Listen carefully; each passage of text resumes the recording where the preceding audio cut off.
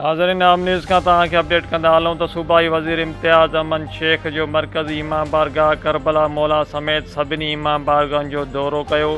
अमन अमान सफ़ाई सुथराई ऐं ॿियनि इंतज़ामनि जो जाइज़ो वरितो। डिप्टी कमिश्नर शकारपुर इबरार जाफ़र ऐं एसपी सिटी शकारपुर पारां दौरे दौरान मुकमल तौर ते ब्रीफिंग ॾिनी वई। सूबाई वज़ीर امتياز अमन शेख पारां शकारपुर जी इमाम बारगाहन करबला मौला जंगल शाह समेत समूरे इमाम बारगाहन जो दौरो कयो। उन मौक़े ते डिप्टी कमिश्नर शकारपुर इबरार जाफ़र ऐं एसपी सिटी शकारपुर सैयद फाज़िल शाह बुखारी पिणु गॾु हुया। दौरे दौरान इमाम बारगाहन जे मतवलनि सैयद अता ममन शाह ॿियनि चयो त शकारपुर में तेज़ बरसाति पवण बावजूदि शहर जो पाणी निकाल कयो वियो आहे ऐं मातमी जुलूसनि जा रूट क्लियर कयो वियो आहे ऐं अमन अमान जी सूरत हाल बि बहितर आहे।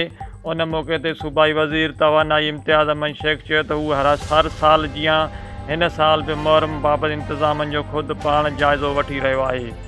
हिन चयो त हिन अमन अमान ऐं सफ़ाई सुथराई बाबति ब्रीफिंग वरिती वई।